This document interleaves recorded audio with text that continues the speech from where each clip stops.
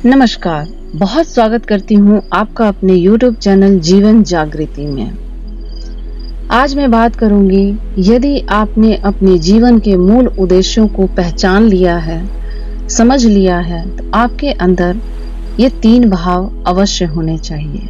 पहला भाव है धन्यवाद भाव, दूसरा भाव है स्वीकार भाव और तीसरा भाव है समर्पण भाव।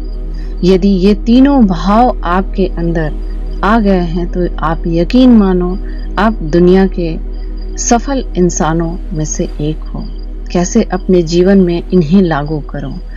जो पहला है धन्यवाद भाव। आप हमेशा हर वक्त एक धन्यवाद भाव अपने अंदर जागृत रखें। यानी कोई भी आपको कुछ भी देता है, कुछ भी कहता है, या अपने ईश्वर के प्रति, वो पहला तो अपने ईश्वर के प्रति धन्यवाद भाव रखें। उसके बाद इस संसार में जो लोग भी आपको कुछ भी देते हैं, या माँ बाप ने आपको इस संसार में लाया है, तो सबसे पहला धन्यवाद तो सांसारिक लोगों में माँ बाप का बनता है, फिर आपके भाई बंधु, फिर आपके फ्रेंड्स जो दोस्त हैं, फिर समाज के ऐसे रिश्तेदार जो आपके अपने रिश्तेदार माने जाते हैं या आपको जिनसे प्रेम है। आप उन सब का हर वक्त अपने दिल से धन्यवाद उनको देते रहें। स्वीकार करें उनके द्वारा दिए गए सारी चीजों का, सारे मूल्यों को पहचानने का। उन्हें हमेशा धन्यवाद करें कि उन्होंने आपको जीवन जीने की जो कला सिखाई, उसके लिए उन्हें धन्यवाद करें, क्योंकि समाज के लोग ही आपको जीवन जीना सिखाते हैं। इसलिए धन्यवाद तो करना ही चाहिए। ईश्वर का धन्यवाद करें जिन्होंने आपको स्वस्थ काया दी, सोचने समझने की बुद्धि दी, एक स्वीकार करने की आपके अंदर एक भाव दिया। उसके लिए आपको सदैव ही अपने ईश्वर को धन्यवाद करना चाहिए। दूसरा है स्वीकार भाव। आप अपने उन हर गुण अवगुणों को स्वीकार कीजिए जो आपके अंदर है। अपने गुणों को भी स्वीकार करें। जिस प्रकार जितनी खुशी से और जितनी हर्षोल्लास से अपने जीवन में आप अपने गुणों की बखान करते हैं, आप अपने गुणों को स्वीकार करते हैं, उसी प्रकार आप अपने अवगुणों को भी स्वीकार करें और उन्हें भी अपने अंदर के विकृति के रूप में जाने और उन्हें दूर करने की समय समय पर आप दूर करने के लिए प्रयास करते रहें, ताकि आपको आपके अवगुणों से छुटकारा मिले। और आप स्वीकार कीजिए, यदि किसी का मन आप दुखाते हैं, यदि आप किसी को सुख देते हैं, उस भाव को भी आप स्वीकार करें और स्वयं का भी धन्यवाद करें।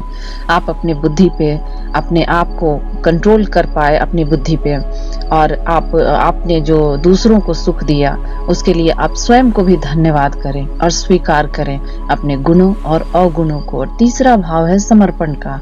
आप हमेशा समर्पण भाव अपने अंदर जागृत करें, ताकि आप किसी को कहते हैं कि बिना ईगो के, बिना अहम के आप किसी के प्रति समर्पित हो सको।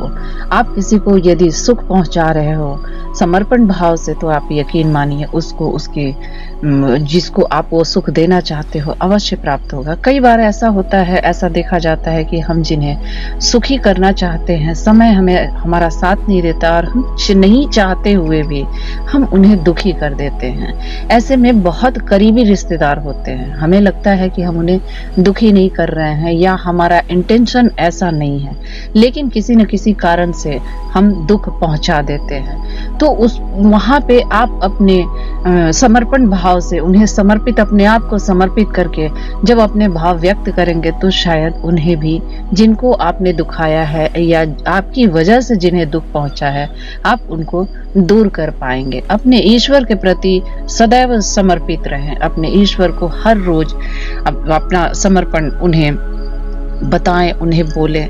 कई बार हमें लगता है कि हाँ, हम ऐसे भाव सोच रहे हैं, हमारे अंदर ऐसी भावनाएं हैं ऐसी, तो सामने वाले को वो महसूस होगा। नहीं, वो हमें कहने की जरूरत पड़ती है, जताने की जरूरत पड़ती है। इसलिए हमें हमेशा इन चीजों का, इन बातों का ध्यान रखना चाहिए कि हमारे अंदर अहम ना आए और हम सदैव समर्पित भाव से किसी की भी सेवा करें, किसी को भी कुछ दें तो समर्पण समर्पण भाव से दें।